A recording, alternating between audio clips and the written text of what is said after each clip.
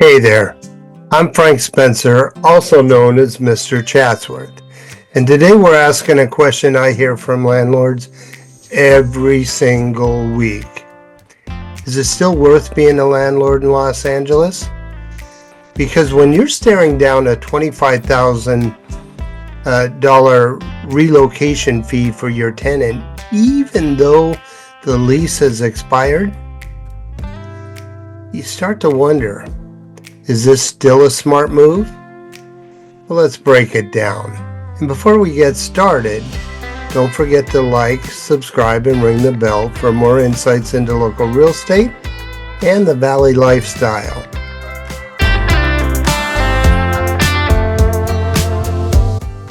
But let's be honest, being a landlord in LA used to be a no-brainer. You had long-term appreciation, predictable cash flow, great tax advantages with depreciation, and 1031 exchanges. For many families in Chatsworth, Northridge, Porter Ranch, being a landlord, well, it was a retirement plan. But fast forward to 2025, and the rules of the game have changed big time.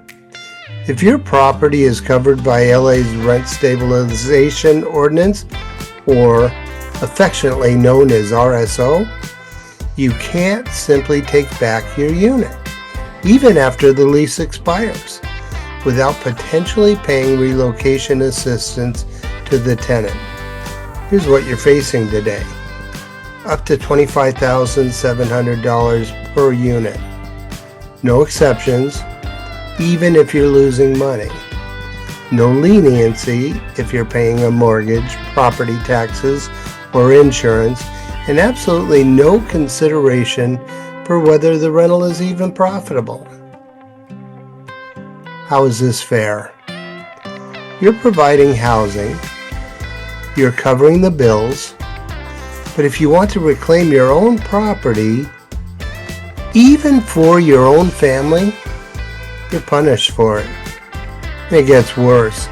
If you initiate the move out, even legally, you're liable for the full relocation fee. It doesn't matter that the lease is ended. Doesn't matter if your expenses are rising. So what's the only way to avoid these fees? Wait for your tenant to leave voluntarily. You heard that right. If your tenant gives you notice, the relocation obligation disappears. But if you give them notice, get ready to write a big check. One of my clients right here in Chatsworth had to delay selling their rental just to avoid relocation costs that would have wiped out their equity. Another investor in Northridge had a duplex ready for family use but walked away from the plan because relocation fees were higher than their annual rental income. These aren't one-off stories. This is becoming the norm. And here's the bigger issue. Policies like these are shrinking LA's rental inventory fast. More and more property owners are saying, you know what? I'm out. They're moving their investments to Ventura County, Riverside, or out of state altogether, places where you can still run a profitable rental business without penalty for ownership. And honestly, can you blame them?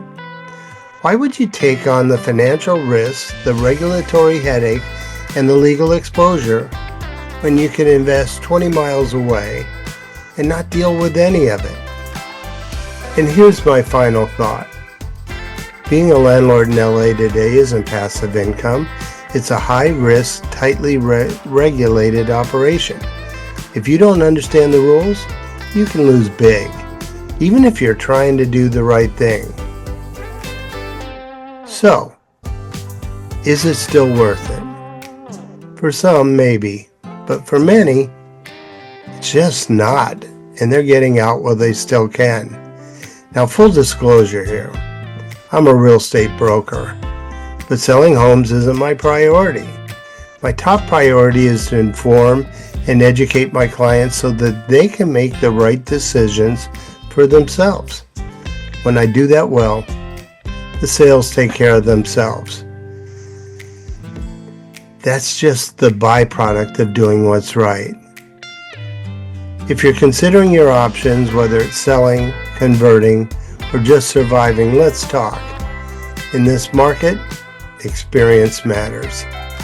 And don't forget to like, subscribe, and ring that bell for more straight talk on real estate and life here in the Valley.